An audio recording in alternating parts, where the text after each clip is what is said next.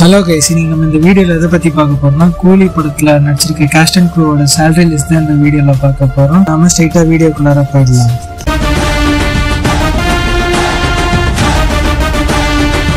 கூலி cost and க்ரூவோட salary பார்த்துடலாம். இந்த படத்தோட பட்ஜெட் வந்து பார்த்தீங்கன்னா 350 to 400 crores இருக்கும்.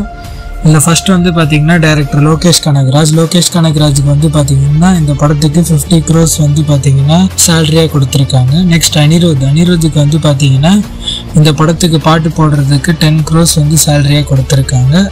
நெக்ஸ்ட் இப்போ காஸ்ட் அண்ட் க்ரூக்கு வந்து இதில் ஃபஸ்ட்டு தெலுங்கு இண்டஸ்ட்ரியில் வந்து பார்த்தீங்கன்னா நாகார்ஜுனா சார், அவருக்கு வந்து பார்த்தீங்கன்னா இந்த படத்துக்கு 25 crores சேலரியாக கொடுத்துருக்காங்க.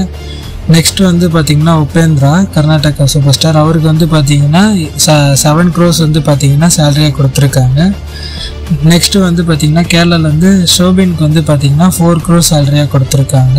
அப்புறம் வந்து பார்த்தீங்கன்னா ஸ்ருதி ஹாசனுக்கு வந்து பார்த்தீங்கன்னா இந்த படத்தோட ஹீரோயின் அவங்க தான், அவங்களுக்கு வந்து பார்த்தீங்கன்னா இந்த படத்துக்கு 5 crores சேலரியாக வந்து கொடுத்துருக்காங்க. நெக்ஸ்ட் வந்து பார்த்தீங்கன்னா நம்ம சத்யராஜ் சாருக்கு வந்து பார்த்தீங்கன்னா இந்த படத்துக்கு 2 crores வந்து சேலரியாக கொடுத்துருக்காங்க. நெக்ஸ்ட் ஆமீர் கான் சாருக்கு வந்து பார்த்தீங்கன்னா இந்த படத்துக்கு எக்ஸ்டெண்டட் கேமியோ ரோல்ன்ற காரணத்தினால் 15 minutes வரனால இந்த படத்துக்கு அவருக்கு வந்து சேலரியாக வந்து பார்த்தீங்கன்னா 30 crores வந்து கொடுத்துருக்காங்க. நெக்ஸ்ட் வந்து பார்த்தீங்கன்னா பூஜா ஹெக்டே, இந்த படத்தில் வந்து ஒரே பாட்டு தான் ஆடினாங்க, மோனிகா சாங்னு. அந்த பாட்டுக்காக மட்டுமே இவங்க வந்து சார்ஜ் பண்ணியிருக்க சேலரி வந்து பார்த்தீங்கன்னா 2 crores வந்து பார்த்தீங்கன்னா கேட்டிருக்காங்க. நெக்ஸ்ட் வந்து one and only super star நம்ம ரஜினி சாருக்கு வந்து பார்த்தீங்கன்னா இந்த படத்துக்கு அரௌண்ட் 150 crores to 200 crores வந்து சேலரி கொடுத்துருக்காங்க.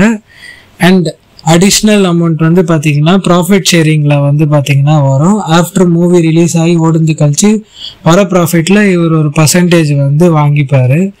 ஸோ நீங்கள் இந்த படத்துக்கு எவ்வளோ எக்ஸ்பெக்டடாக இருக்கீங்க? இதில் வார் 2 அண்ட் கூலியில் வந்து எந்த படம் ஜெயிக்கும்னு நினைக்கிறீங்க? கமெண்ட் பாக்ஸில் சொல்லுங்கள். இந்த வீடியோ பிடிச்சிருந்தா லைக் சப்ஸ்கிரைப் பண்ணிவிடுங்க. அடுத்த வீடியோவில் பார்க்கலாம்.